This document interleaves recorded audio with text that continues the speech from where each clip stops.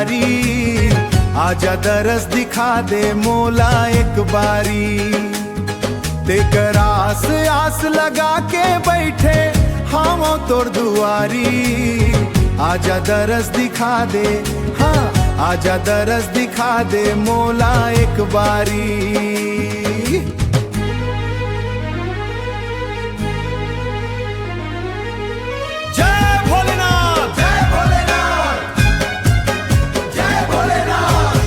के गूंजे मन के मंदिर तोर नाम लले थे सांस मोर हर घड़ी रे, तोर नाम लले थे सांस मोर हर घड़ी रे। नैना मोर बात जो है मन तोला पुकारे, तोर बिना महादेव कौन मोर सहारे।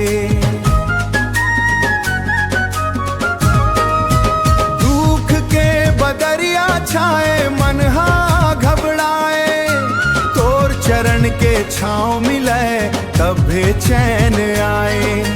भोले मोर सुन ले पुकार, खोल दे अपन दुआर, एक झलक दिखा देना तरसत है दिल बारंबार।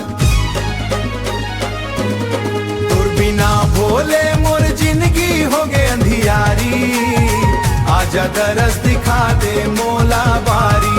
तेकर आस आस लगा के बैठे हम तोर दुआरी, आजा दरस दिखा दे मोला एक बारी।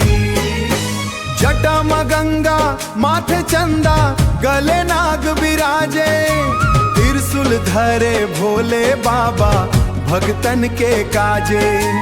भस्म रमाए तन माय अपन रूप निराला तोर, तोर नाम जपत पत कट जाही दुख मोर। तै दिन के रखवार, तै जग के पालनहार, मोर मन के बात ल समझ ले भोले बाबा एक बार। मोर आस तै मोर विश्वास तै, तै ही मोर रखवारी। हर हर महादेव बम बम भोले, तोर नामे उर दुनिया सारी।